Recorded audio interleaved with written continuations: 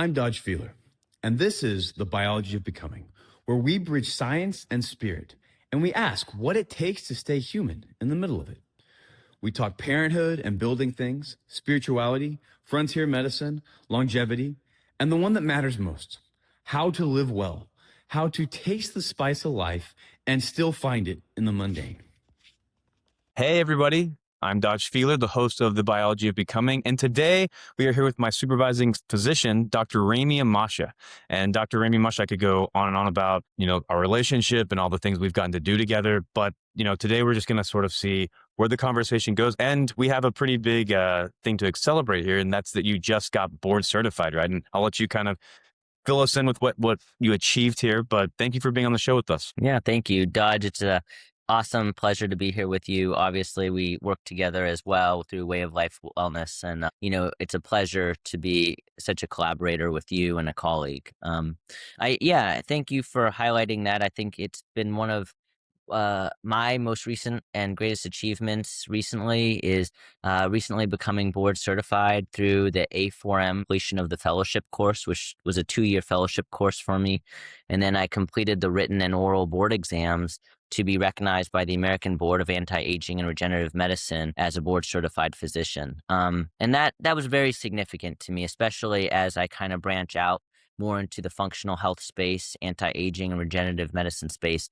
I felt it was very important, not only as a supervising physician, but as a physician practicing this space and with this evolving medical knowledge to have an in-depth knowledge in this area. Yeah.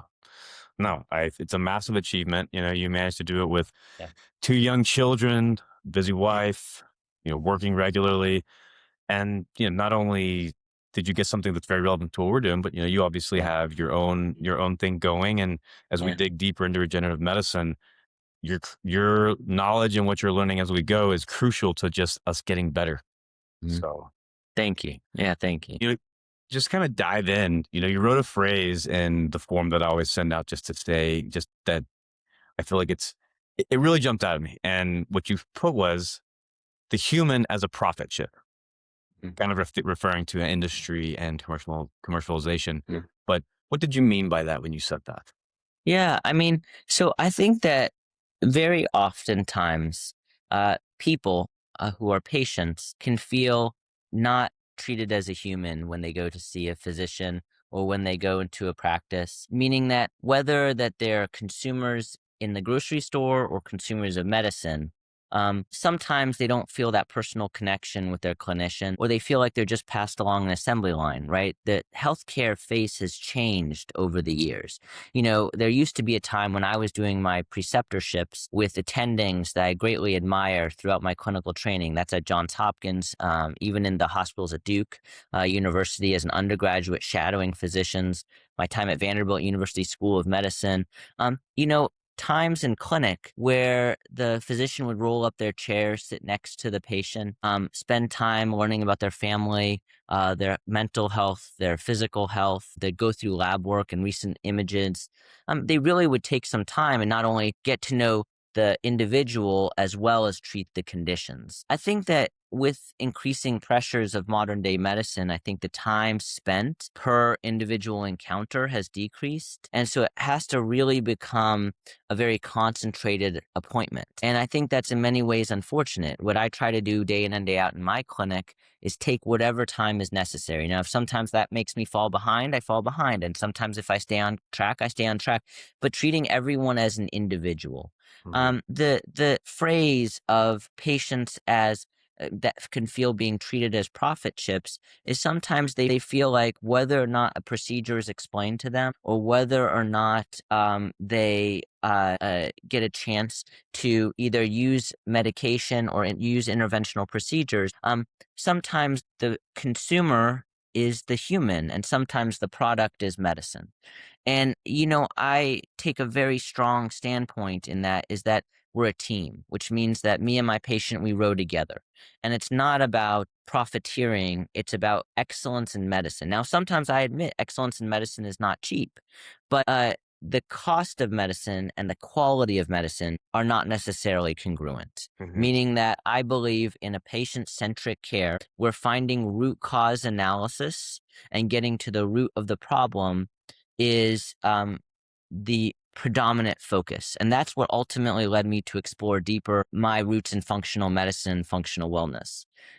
What I see too often is that whether people have to pay thousands of dollars for a GLP, as we commonly know these drugs on the market for weight loss, or for, fatty liver, or for, alcoholism or addiction, or for noise, food noise. But, when the consumer has to be gouged to spend thousands of dollars per month for something that helps them in their quality of life and also helps them combat the addictiveness of of food, with sugars and ingredients such as seed oil and high fructose corn syrup, I really feel like the consumer or the patient is put in a very difficult situation. They have to choose to spend high cost dollars for medications to combat foods that they're consuming that they may think are safe, but are actually increasing their addictability of the foods they're consuming themselves. And so I just meant to highlight that, as I love patients to have greater awareness that finding a quality practitioner, finding a quality doctor who is willing to row in the boat with them, work with them, not see them as a profit chip in medicine, but rather open their eyes to very realistic, common, everyday steps they can take. And yes, when medications are necessary or when procedures are necessary, to be able to employ those, but really an awakening of the patient to understand that quality of medicine and price of medicine are not synonymous. No, it's amazing. Great points. While you're talking about it, I'm imagining how there's that aspect of a chip for the medical side, but then even on the food side, which you and I spent a lot of time talking about, where it's, they're using food science of how do we make someone eat more of that food, or they've even spent time trying to figure out how are we going to trick bodies into pushing past a GLP to eat more of that food. And then we Right. wonder, why is America obese? And even this is, like, obviously you've been through the functional side and we talk about the importance of whole foods all the time. It's food being thy medicine. It seems like the industries are really trying to keep us from letting food that be in our medicine. And actually it's poison at this point. Yeah. I think you hit upon some really good points, Dodge. I think that, it a lot of times in my office and in my face to face with patients, I'm surprised that the public isn't more outraged by what's going on in our food industry as a whole. Yeah. It once was very unusual to eat products out of plastic that are highly processed, that have chemicals that we can't pronounce, that have shelf lives of 6 months or a year.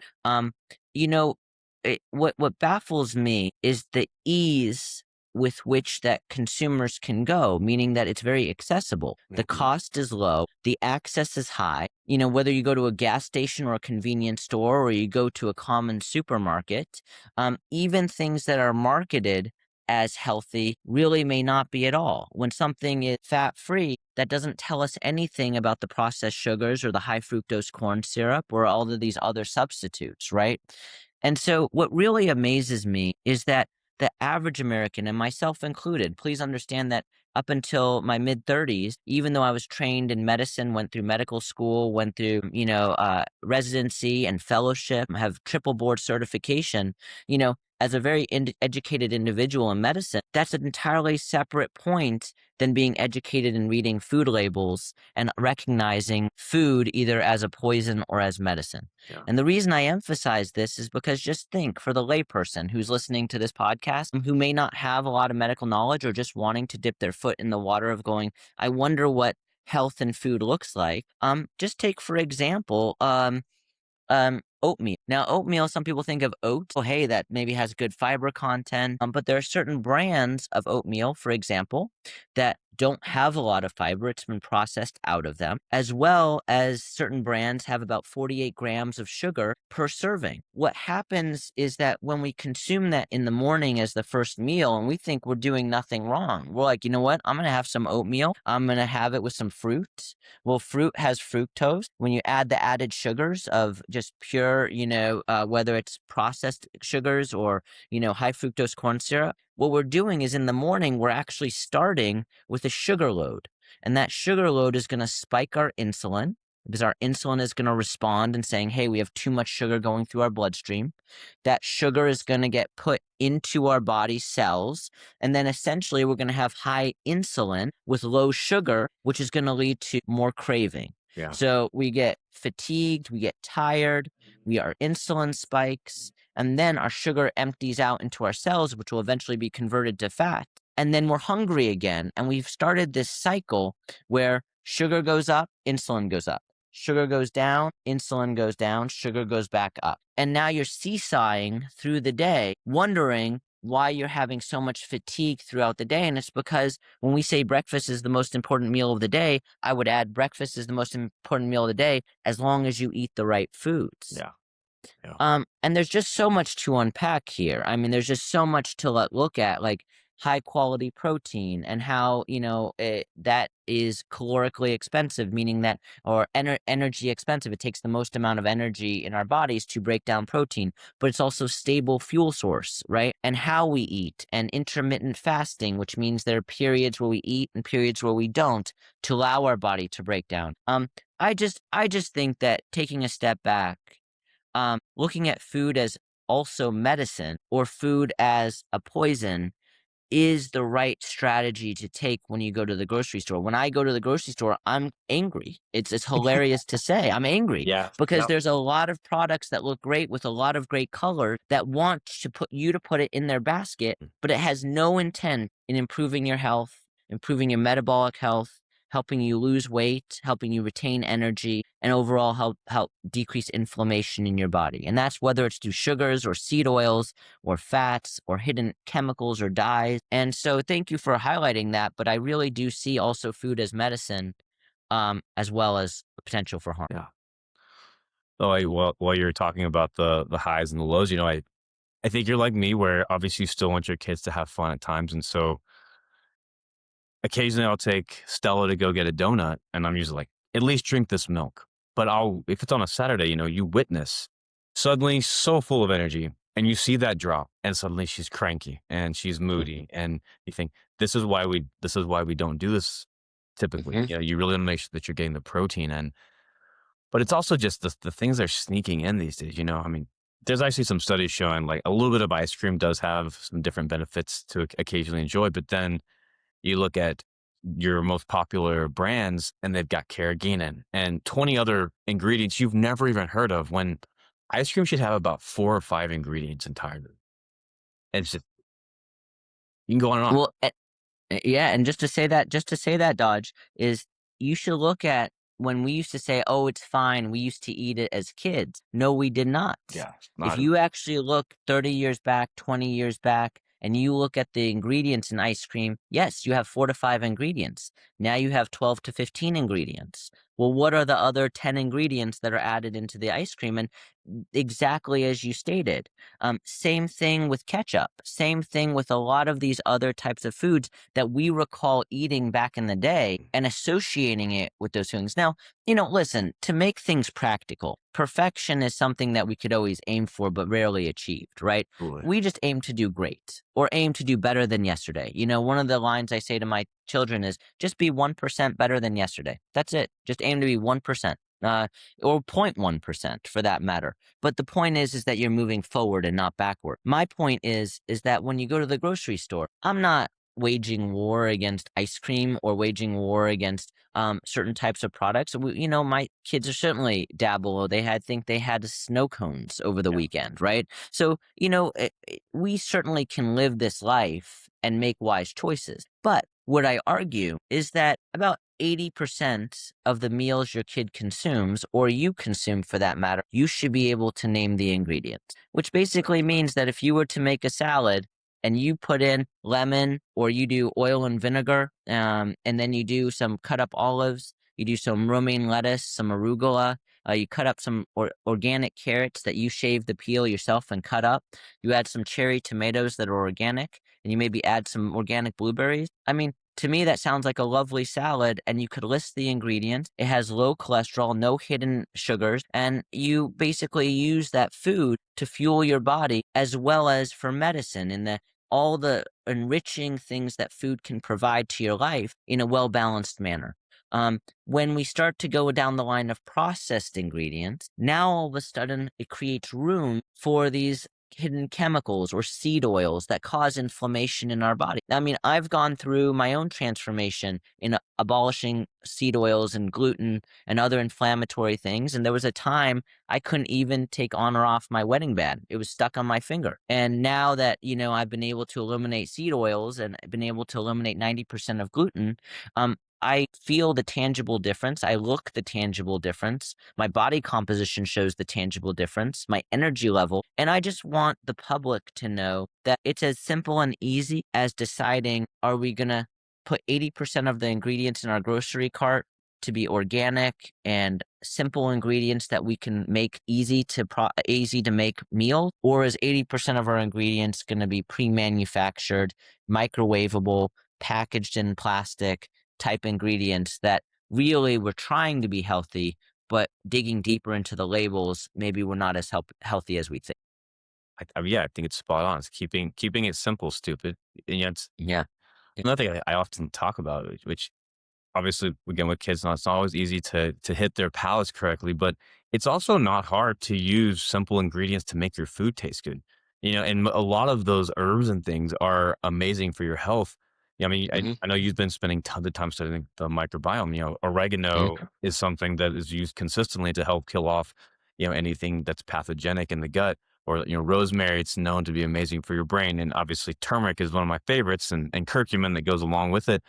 And just cooking with these foods with enough salt and pepper, your food's just as good as whatever you're getting from the fast food restaurant. In fact, it's typically much better, more filling, and you don't have that inflammatory response to the seed oils and the fried foods and everything else. A Absolutely, and it doesn't again, what some things just like in medicine, what I coach my patients is, listen, if we have blood work and you have high cholesterol and you have high blood pressure and your triglycerides are high and your exercise tolerance is low. Listen, it's not like 1 month you're going to be an athlete who has perfect cholesterol and perfect blood pressure. The focus needs to be on manageable steps Mhm. that over time can lead to real change. And the truth is, no matter where you are in life, no matter what decade, if you set a course of determination that next time I go grocery shopping, I'm just going to try and identify the seed oils, or the next time I go grocery shopping, I'm just going to eliminate foods that have over 30 grams of added sugar.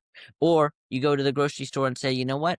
I don't buy any vegetables. I'm going to purchase 2 vegetables and try and use them throughout the week. The point is, if you break it down as 1% better every day, then week after week and month after month, now we see the real change that food can provide. And so, like you said, when I make my daughter an egg and she loves, scrambled egg, you could add just a wisp of the turmeric in there. It doesn't have to overpower it. It doesn't have to. And, oftentimes kids will appreciate the little variation in flavor. Now, if you have a very picky eater like I do, with my son, Mhm. sometimes it's as simple as organic fresh cut turkey that we buy, that we literally will put on the plate for a protein source. We'll have assorted different red, yellow, and orange peppers that we cut as a vegetable.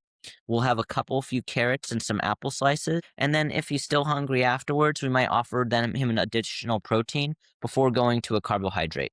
The point is that I'm not demonizing carbohydrates or gluten, not demonizing anything with sugar necessarily. I'm simply stating by prioritizing foods that are whole, organic, that you can name the ingredients, and then secondarily offering water if they're still hungry afterwards to make sure that they're hydrated, and then going to carbohydrates and sugars. It now allows the body a fighting chance to ration the foods that are higher in dopamine release and immediate gratification, because you're already getting signaling that you're pretty full. Yeah. So, the content or the amount of those foods consumed are much less. One example is that Rose, sometimes when she gets hungry, as she stays up later, she has a feeling of hunger.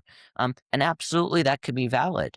Sometimes they have very active days and they have voracious appetite. One thing that I've agreed with Rose is if she consumes 8 ounces of ice cold water and she's still hungry afterwards, wanting a snack, then we find a reasonable snack that's suitable for an evening. So it's just simple steps like that that are just making sure that we're not eating emotionally, or we're eating to stay awake, or we're eating because we want that sugar high. but rather our body's really telling us, I had an active day today. My body's in a state of recovery, and I do need some additional food to help me rebuild, right? And so that's what I think that I try and bring in the education setting to my patients in the clinic. That's what has carried me to pursue this board certification in functional medicine and regenerative health. And it's really kind of here today why I'm so passionate about it, is I really do hope that your audience and that the people that you encounter and that I encounter go to the grocery store with a chip on their shoulder, understanding that not everything they see on the aisles is meant to prolong their life or improve their health. Could not have said it better. So, Yeah. uh, I think from there, just it's kind of this going along with what we've already talking about. But a lot of the time when you go to your typical primary care, which I have a lot of primary care providers that I'm good friends with, so not knocking it necessarily, but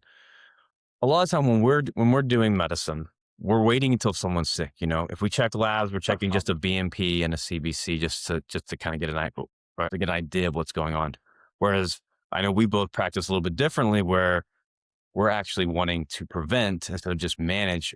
I guess why does medicine wait until you're sick before actually moving to something preventative?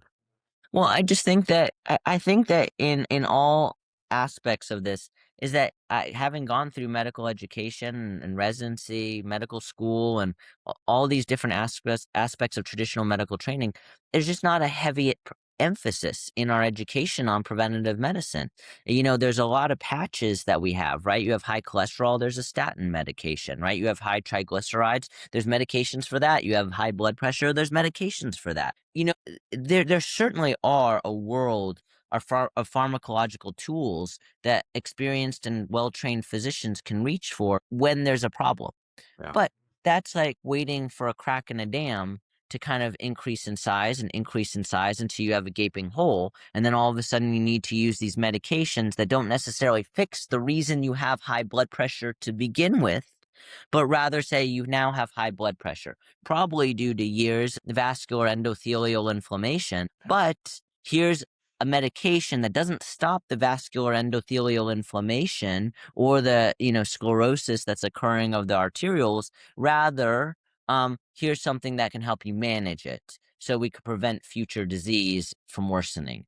I think it's just the perspective that we have clinicians entering the field being educated very well on the tools they have to manage disease. But really, like I said, I had to pursue this fellowship to understand maybe looking more at root cause analysis. And I believe fundamentally in root cause analysis. I saw in my own life, the tracks, the train headed towards the tracks that were, didn't have a safe landing. And I saw it early. And it wasn't until I decided to make some really tangible steps to decrease my own cardiovascular risk and decrease my own cholesterol risk that I started to realize I doesn't have to wait until I'm at a level to be on medications. I can start using food as medicine. I can start being wise about preventative medicine. I can start employ things that we have at our disposal to kind of use knowledge that's been out there and available, but just hasn't been as well spoken about in the office settings with primary care or other clinicians or specialists for that matter. I only mentioned it in passing.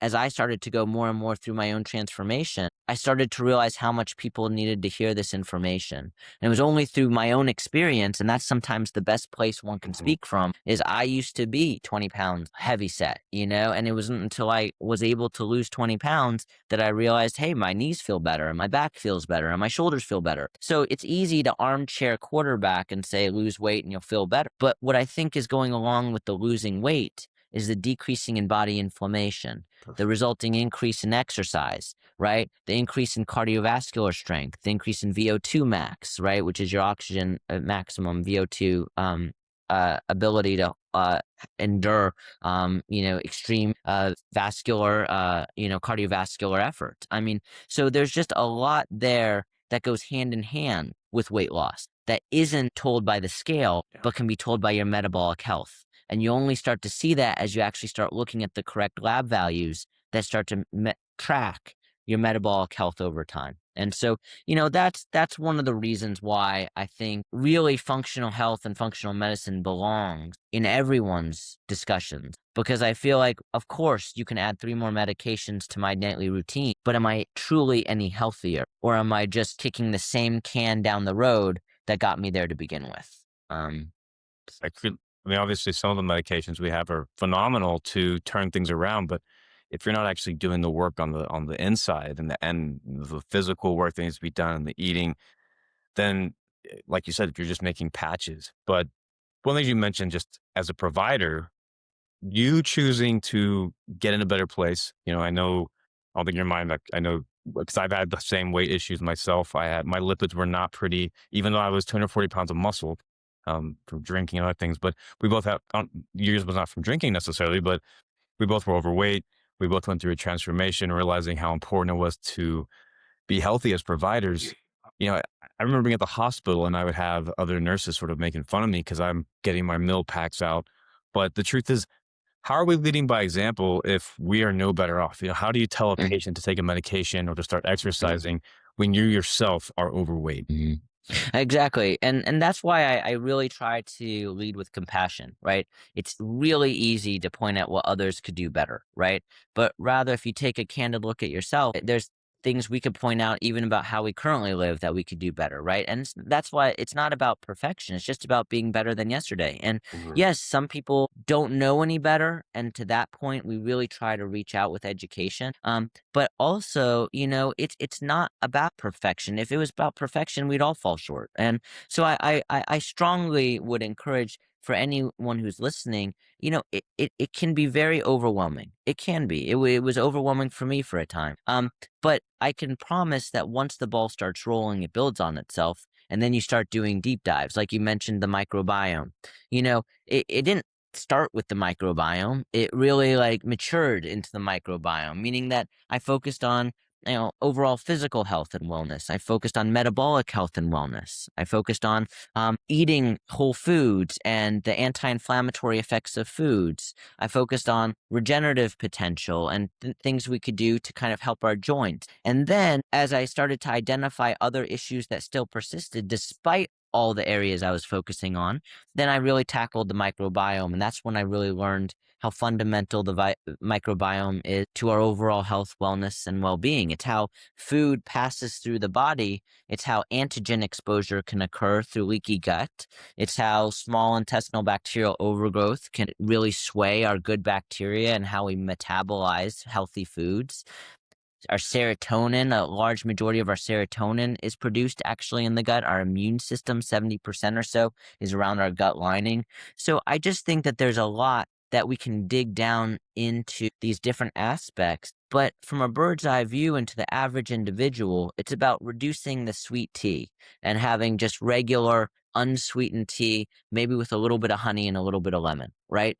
It's Mhm. about taking out all those added sugars. It's about, we all have limited budgets at times, but it's about not stopping at the fast food chains and getting like certain fast food brands that are very high in saturated fats and sugars and the sauces and the seed oils, but rather saying, you know what, we're just going to get some burger patties. We'll just stick them in the oven. We'll have a bun and we'll put some, mustard or some, other types of ingredients, cut up some fresh onion and some lettuce and tomatoes, and fine, put some ketchup on it if we like. But that choice is going to be miles better Yeah. than the fast food choice any day of the week. And so I think that, I agree with you entirely that pharmaceutical companies produce drugs that are very enriching to people's lives. I also think that there are many food products that are very enriching to people's lives, but I think there is no substitute for consumer awareness. That's a consumer of medicine, that's a consumer of pharmacological products, that's a consumer of the foods we eat, the supplements we take. Individual education. When you can get educated not only on your body, but what you put into it and what you allow in it. Now you're empowered. Now you choose. Now you can feel the difference based upon your decision. So I think that as clinicians, but also as educators, I think functional medicine is still, even now, still in its beginning stages of kind of cracking the surface of Western medicine and culture. But I think it's catching on. I mean, like you mentioned, like that, as I read recently, the supplement industry and this functional wellness industry is trillions of dollars. I mean, it's a huge boom, but I think there's a long way to go for the masses of people to be educated into how they really can make tangible steps to improve every day and their decisions they make on a day-to-day basis. So it doesn't have to be the expensive GLPs, the peptides, the fancy gut microbiome test. It could be just simple, common decisions that don't have to run thousands of dollars that can make some very tangible steps in their lives as they start their functional medicine journey. And sure,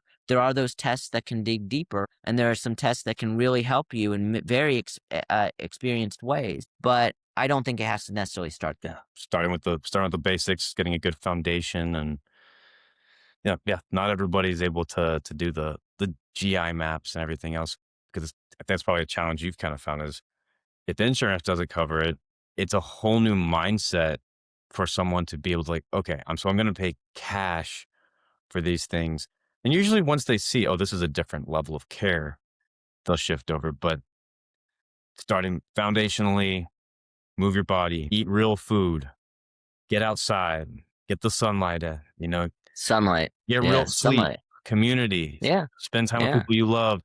I mean, we both love the like in-depth peptides and the different Mhm. testing, but people have survived for a really long time in small villages just with those very basic things. Yeah, and not to mention, I think you mentioned to me once a very fantastic phrase was at least try and have your foot touch grass every day. Yeah. Put your feet on the grass every day, and Yeah. I love that idea because as a kid I used to play outside all the time, and the Mhm. feeling of grass underneath your feet, and the earth and being connected to nature. I think there's a very healing component to that. Listening to running water or free running water, I think is very therapeutic for the human body, right?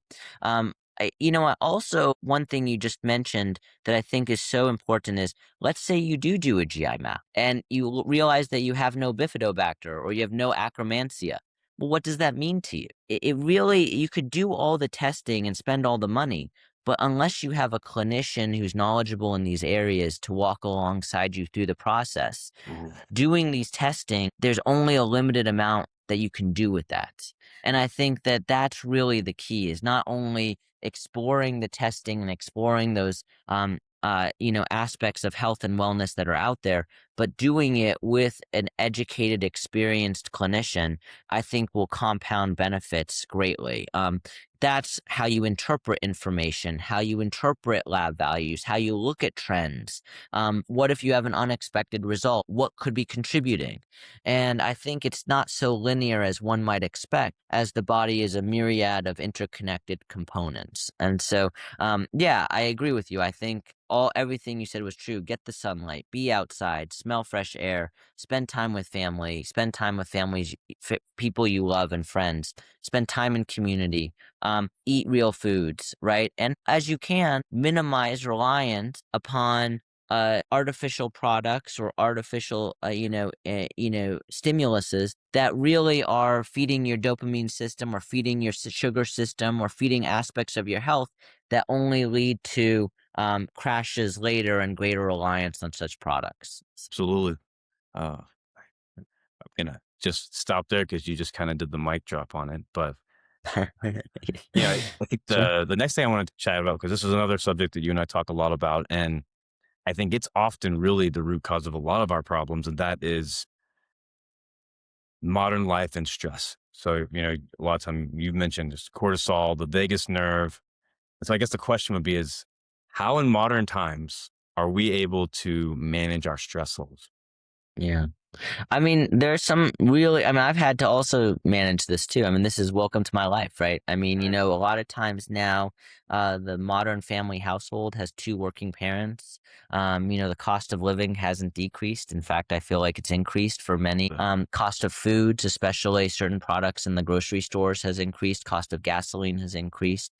Cost of consumer products, cost of homes have increased. I find that, stress is a part of life. And not only that, stress and how it assaults our body on a daily basis. Now, of course, to a certain extent, stress can be good. It can be positive. It can motivate us to do things. It can help us achieve things that we're intimidated by or we don't think we're capable of. But when we're inundated by stress on a daily basis, not only through work, but maybe family life, through business meetings, through time constraints, through finances, it really can do a number on our job, do a job on our body, meaning we can have the physiological stress that it has on our mind, which can affect our sleep, the physiological stress that it can have on our gut, meaning it can lead to increased frequency of leaky gut or dysmotility, right? The physiological stress that leads to increased rate of hair loss, right? Either overly emotional eating or not eating enough at all because of anxiety. It really, and over time, it really also affects, our dopaminergic and serotonergic pathways. And so, stress can over time and acutely have significant impact on our well-being. Some simple steps that I think I found useful in my own life, there's something called box breathing, essentially where you close your eyes and it's a form of meditative breathing, breathing in for 4 whole seconds and then holding at the top and then exhaling steadily from 4 to 6 seconds and then holding at the bottom. That box breathing not only increases your vagus stimulation and your parasympathetic pathway, but kind of relaxes and calms the body, allowing us to kind of break this cycle of stress that we might be afflicted by. I wish stress was something as easy as we snap and stress was gone. In fact, our psychology would have it that even no matter how much we try to avoid it, stress, even when we're asleep, can affect our sleep patterns, our dream, as well as our sleep-wake cycle. Other than box breathing, there's these now new technology that's come out about vagus nerve stimulation, and there's different brands now for vagus nerve stimulation. I think there's a key component of that. The vagus nerve is a key nerve that communicates from our brain to our gut and to our body and our heart. Vagus nerve stimulation is an emerging field that I think has a lot of good data there to show that over time with consistent use can also help us break that cycle. I think having good community, people you can talk to, people that you love, people that love you regardless of your day.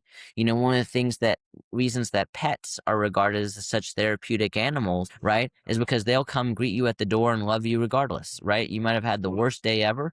You might have lost your job. You might have got a promotion. Doesn't make a difference. They'll meet you at the door. They'll run outside to greet you and they'll welcome you with open arms. I think in many ways, kids are the same way and they offer such a therapeutic avenue of unconditional love. And I think to reciprocate that, not only to your spouse, but to your family as well, is also therapeutic. To receive love and to give love, to receive kindness and to give kindness, in my opinion, is to reprioritize the hierarchy of what's important in life. In the scheme of things, and I know it doesn't seem like that always, and I'm as guilty of this as everyone, but to cross off everything on your to-do list, although fulfilling, meaning that, yes, I finished everything I needed to do today, on to the next day. In the end, you will never look back and be so pleased that you crossed off your to-do list day after day. In the end, it's the relationships, it's the meaningful things you've done for others. It's the poignant things that others have done for you. And it's the type of community that you've built. And I think it's important in this modern life that we don't forget about those things because in the end, it's really what calls us back home. It's really what recenters us. Being connected to the earth, right? I love that about what you said. Staring at the stars, right? Because in the end, we're all just stardust, but just reconfigured. I think you're talking about drawing connections that are greater than the to-do list or the financial stresses in front of us. Not to say that they're insignificant. We all have ours. But to remember that, no one ever on their deathbed wished they made more money, right? They look back and the greatest regrets they have are usually relational. And so I strongly would emphasize to combat stress on a day-to-day basis, don't let anything take you away from your connection to the earth, your connection to where you are with the planets, your spiritual connection, your relationship with God, your family connection. And having these types of connection ground you, in my opinion, no matter how hard life gets or what you're up against, there's things in your life that can't be taken away.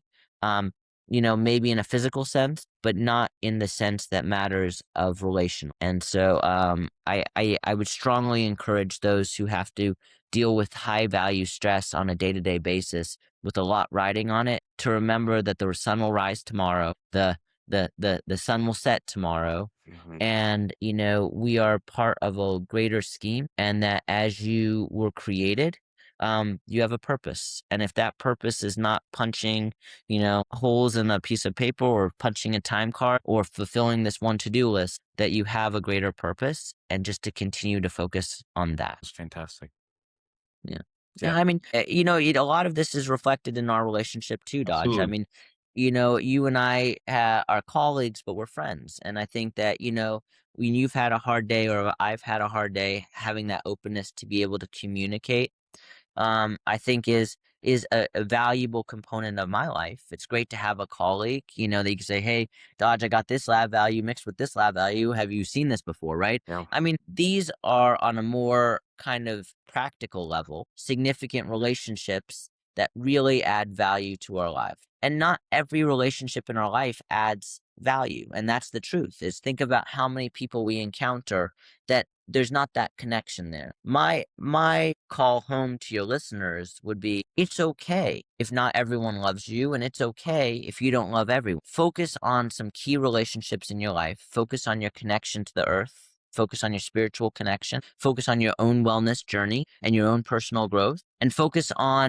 building yourself into a better person, not only for those that love you, but for those that you may encounter and may love. And I think that the calmness of things aren't ever as big or as great as they may seem, starts to become more in the forefront. And I can do this, I can manage this, starts to kind of manifest in you. So Again, as you're speaking, I'm like thinking of different ideas to go along with it. And I just realized, like, you completed it. So there's really not a lot to add to, it's finding relationships like you and I have that are meaningful, where there have been times where you don't even realize it, but you say just the right thing to kind of, I'm not looking for the validation, but it's just a reminder, like, track, we have people by our sides. I know that if I need anything, I could call you. And I think that is actually one of the best ways to deal with stress in modern times, is to just have those people you can actually call, that can give you the ear and give you the peace of mind to know you're not alone in this. And it's beautiful in that sense. yeah. So One thing I would say too, Dodge, is, I would tell also people, don't be afraid to take a risk, yeah. and taking a risk comes as different thoughts, right? I mean, so for example, this weekend, I had just coming off a pressure cooker of a weekend, a lot of deadlines, a lot of things due. And, it was funny because on Sunday, my kids asked if I wanted to have a water balloon fight. And, it's kind of funny because amidst everything to do, it's like, do I put it aside and let's go out and have fun and have a water balloon fight? And we did. And, and it puts things into perspective. It really does. It presses a reset button in your soul that allows you to figure things out from a new perspective. Going to the gym, in many ways, is also a self-connection with thinking about things or feeling things in a different way and processing things in a different way, right? You're changing the blood flow to your brain. Yeah. You're changing the blood flow to your muscles and the oxygenation to your tissue. You're changing the levels of hormones and neurotransmitters, right? So giving yourself time to see things from a different perspective, whether that's, saying, what, I've worked too much, I'm going to dare to go outside and lay in the sun. Or, what, I've worked too much, I'm going to dare, even though it's unconventional, to go have a water balloon fight, or I'm going to go to the park, or I'm going to ride a bike, or go to the gym. I think that being courageous and daring yourself to try to step outside the pattern of a rat on a wheel, saying I have to do the next task and the next task, allows us to break this cycle of work is life, right? And, I think that work is a component of life, and there's many positive aspects of doing good work with your hands or your mind. But I think it also can be harmful if we start defining ourselves by the work we do and not how we live life, right? And so always remember that on a day-to-day basis, right, in just our communications or our family's communications. I mean, I see the pictures you post with your children and your wife and your beautiful family, and, the joy that just emanates from them just being in your presence and vice versa. I mean, that's as healing as a grocery cart full of organic food, right? I mean, that's as healing as losing weight. That's as healing as going to the gym and improving your cardiovascular health. We might not be able to say, oh, here's a lab test for the fulfillment that provided you, but I guarantee you that's as critical a component to overall wellness and health and well-being as any of the things we talked to previously in this podcast. Yeah, if I had the choice between getting consistent labs and peptides or walking away from work some days and choosing the swimming pool for the day instead, or the balloon fight or jumping in the river, I think I'd skip the labs and the peptides because, Yeah. that's, if you spend all of your time working, and that's where I had to step away years ago to remember that I'm working to live. Obviously, when you're a provider, it's a different kind of relationship because your patients mean a lot to you. They do become a lot part of your life. But if all you're doing is working and studying labs and looking at the studies and constantly just plugged into that, that's all you are. That's all you are. That's all there is to talk about. And it's a great conversation for the people who are also in the industry. But we've got a whole life to live. I am currently planning on spending a few days in the mountains by myself just to reconnect. And I may take a peptide book study a little bit, but I probably won't. I'll probably just be connecting to myself and in nature. And so I can come back with my cup full to be with my family, because we're not any good if the well's empty, Yeah. Yeah, it's so true. And I think that's such a critical piece of the puzzle is understanding that, you know, we can give all we want to until we're empty, right? And then the heart might be there to give, but there's just nothing there because nothing's filled your cup. And I just couldn't agree more. I think that sustainability, for something to be sustainable, it means that, you have to have an equilibrium of what's going out and what's coming in. And, for all those people who want to start in the health and fitness world and start a more healthy journey, I would really just try and argue exactly what we're finding in our own lives is how do we make this sustainable? Everything can be wonderful for a month or two, but then as soon as stress waylays our plan, to fall to pieces is to negate the work that we've done over the months previously, right? And then we're back at square one again and we feel worse about ourselves. How could we let this happen after so far that we've come? There's a lot to be said about forgiveness in our own personal journey, but there's also a lot to be said about understanding that setbacks can happen, but how do we make this whole thing sustainable? How do we make this so it fits our budget? How do we make this so it fits our time constraint? How do we make it so it fits our busy day-to-day lifestyle or our family dynamic? And I think the thing is that if we cannot make it sustainable or find out ways in which this path forward can be sustainable, then all it really is a lot of money spent, pomp and circumstance, and fancy labs with consultation that doesn't go anywhere. It's hard to change habits, and it's hard to change frequency of behaviors. That's why I think sometimes it's the most easy or tangible to say 1% or 0.1% better than the day before. It does not have to happen quickly. It does not have to be perfect or neat. It does not have to even always be in a straight line. But I think the heart and the mind have to be together on this, that either we're going to walk together with a mindset of healthier is the only way that we can sustain ourselves, mental health, physical health, physiological wellness, food and dietary wellness, pharmacological wellness. I think that however you look at it, it has to be sustainable, it has to be manageable, and it has to be in components that you don't feel yourself too overwhelmed to continue progress forward. Again, setbacks will happen, but that's where grace and understanding, time alone in the mountains, for me, time at the gym, that's where these things are essential to find your calling, to recenter yourself and say, you know what, today was not a good day. I ate fast food all day and then I had ribs and then I topped it off with apple pie and ice cream. Yeah, it sounds fantastic to me personally, but that's great for a day, right? And then the next day you say, that's cool. That happened, right? I loved it. I loved every second about it. And now going back to the roots of what I know will be healthier for me for the long run, right? And so, I think that's fantastic you're doing that, Dodge. I think it's fantastic. Not only that you're prioritizing it. And I know it feels a little counterculture. I know it Yeah. feels a little, hold on a second. How many people do you know are going by themselves to the mountains? Or how many people do you know take a break from their day to put their feet in the grass or sit by running water or take time in the sun to recharge the battery? But I think it's those steps that will actually make it sustainable for you. And that's ultimately what people are after, is sustainability. So whatever that looks like for them, requires some soul searching, but implementation will be key to maintain. Yeah, it's finding your center, right? Which, I was laughing, not laughing, but just impressed even that one of the ways that you kind of come back is you get in the sauna and you have it timed. You can only be in there a few minutes, but during that time you meditate. It's not Mhm. always taking some big pilgrimage off to the mountains. It's just finding those 10 to 15 minutes of how do you get yourself regulated so you can be regulated for your patients, for your family, for people around you, and even for yourself. Because obviously the capacity that you hold is going to be the capacity or what are you able to do in life even, as a Mhm. provider where you've often seen way too many patients in a day, and then you manage to take care of your family, cook a meal, go to the gym.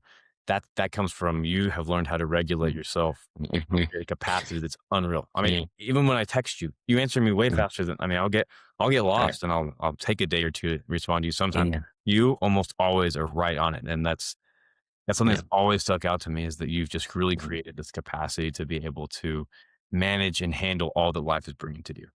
Yeah, thank you. Thank you. That means a tremendous amount coming from you, Dodge. So I really appreciate you saying that. And one thing I'd say too, some tricks I've learned in my own life is when I'm frustrated or I feel kind of stressed, sometimes saying a kind word to someone else kind of offsets the mood, right? When you feel like you don't have enough or you feel like you're wanting more, giving something to others, or seeing someone and giving them, a homeless person a water or some piece of food. I think that it's about recentering.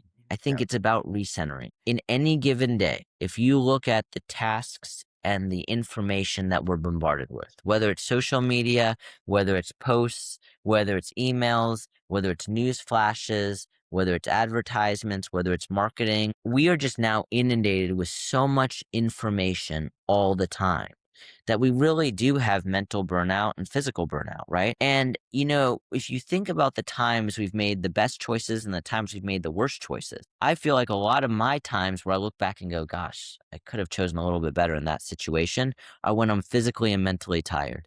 And, we run in a society where we're all always in front of screen times and flashing lights and advertisements and deals and act quick or this deal will expire or, Memorial Day sale or 4th of July sale or, these types of things that we're literally bombarded by. We have access to emails and cell phones and text messages. I think that an aware individual is someone that goes through life recognizing, gosh, I feel that I'm a little bit tired or I feel that I'm being inundated and my mind is fatigued. And being able to recognize that and then respond with rejuvenative step are very helpful and healing approaches. And I know for a fact, if I have some groceries and I just feel like, gosh, I'm so stressed, I need to do this and I need to do that. And, gosh, this item that I want costs this much.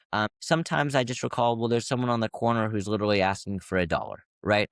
And so giving them, a meal, a banana, a water, some extra grocery reminds you that, hold on a second, you just shared a portion of your groceries, you still kept 90% of it. And so I think that it calls you back to a space of gratitude, a space where you can be appreciative. And I think the more we can exist in a 24-hour day in either gratitude or appreciation or thankfulness or calmness, I think the better decisions we can make and the more realistic perception we can have on the consequences of the day and its events, right?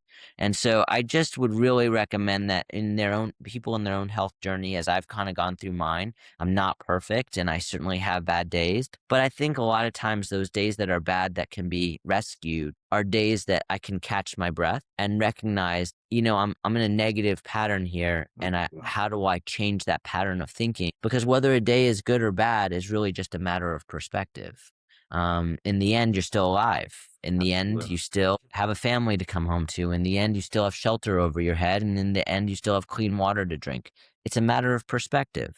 And so I just argue that no matter how far we get pulled from that, the more we can recenter ourselves through meditation in the sauna, through listening to a favorite song on the radio, or going to the gym, or doing things that you feel really ring a bell that reverberates within you, I think allows us to operate with grace. And I think in turn allows us to handle stress that comes now, bombards us really every hour of every day. Yeah, absolutely. I love that you use the word grace in there as well, because Mhm. we all need it. Yeah. Oh yeah. In every way, shape, or form. With each other Yeah. and with ourselves. Right. Yeah, but that's, a lot of the, whether you look at one religion or multiple religions, a lot of the time what it kind of goes to is the perspective of things. But when you're laying your head on that pillow, revisiting that vision of what you're calling in for your life and finding gratitude, even if it was a bad day. Because Yeah. usually there's something in there that you can, you could always find things, even if it's just roof over my head, healthy children, full belly. There's Yeah. always things to be thankful for. One thing that I always think of, and I think it's hilarious that I even think about this, because it just, I don't know. It's just, I always try to remind my family and my kids that you're uniquely made, right? That's the amazing thing is, despite the fact that we're all human, we all have a unique fingerprint, right? No two are the same. Well, how amazing is that? Of the billions of different people in this world, there's no two identical fingerprints, even amongst, twins, right? I mean, it's Yeah. just, there's something unique about every individual. We have no anatomical organ to say this is where your soul resides, right?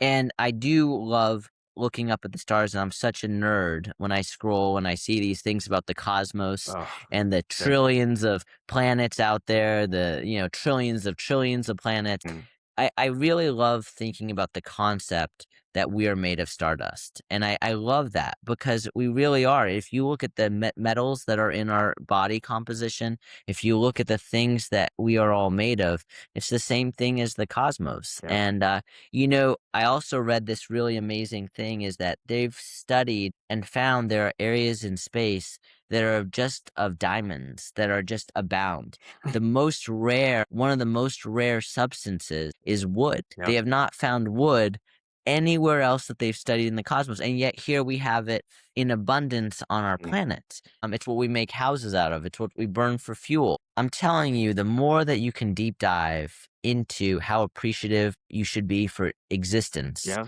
and for how unique you are, and that you have a purpose and that you have value, it changes the significance of the deadline for this paper is tomorrow, or either you finish this work by Friday, or you're somehow a negative person. It's much more when you think of the stars and the universe, the galaxies, the black holes, the orbiting, the beauty in nature and physics, and then you think that you're a culmination of that in the present day. How do you not have anything about present circumstance, right? No matter how much you have, or no matter how little you have life. And that's something that you can appreciate and call upon to say, I'm here for a reason, right? And I think when you have that in your heart, it's very hard. It's very hard, in my opinion, to go through every day and not at least appreciate it for the beautiful day before you. Absolutely. Yeah. We take ourselves way too seriously. Yeah. That's exactly my point is when you think about it, about how many billions of planets, trillions of stars, and that we're one planet. And in this one planet at this present time, we have the opportunity to have life, to exist, and to make meaningful connections, and to actually make an impact. How then do you take that gift and say, I'm going to hide that light because of my to-do list, versus that's it. That's right. Versus live life, be yourself, be you, let your light shine, and get your to-do list done and check things off. But never forget that that comes after you being uniquely you at the forefront, Yeah. right? And that's how I try to be as a father, as a husband. That's how I try to be as a physician. That's how I try to be as a friend or a colleague. And I think that as long as that can stay at the top of the list of how do you want to wake up today and make today count Yeah. and make it count, I think stress can be much more manageable when you realize that the cosmos ain't going to be hurting if you miss your deadline. No, It just won't. no. So, And there's all these unbelievably complex things happening so that you're alive right now. And, you've said we are all one planet, but I would just say, we are all one. We're all set. We are not yeah. separate. With wake up in that morning, it's like, what kind of miracles am I going to get to see today? Yeah, that's it. And it may be something as simple as the hug of your daughter and a kiss on the cheek, or Absolutely. it might be your son holding onto your finger as you're just laying in rest, or Mhm. it may be something that happens outside of your home walls that was unexpected, right? Yeah. It takes many forms, and I think that being perceptive to that is allowing yourself to be open. But just to draw a connection with what we've talked to throughout this podcast is I think being open with yourself, being aware, being very in tune to what moves your health forward versus pulls you back, not only in relationships, but in food, in science, in medicine, in your actions, and your thoughts. I think that we're overall talking about more of an awareness or a revelation Yeah. in what health actually looks like. And the health that you have is not just the numbers on a page or the lab tests or values, but I think health can't be measured simply in metrics. I think it's really in a form of pattern of choices in life, and that the metrics and the numbers and lab values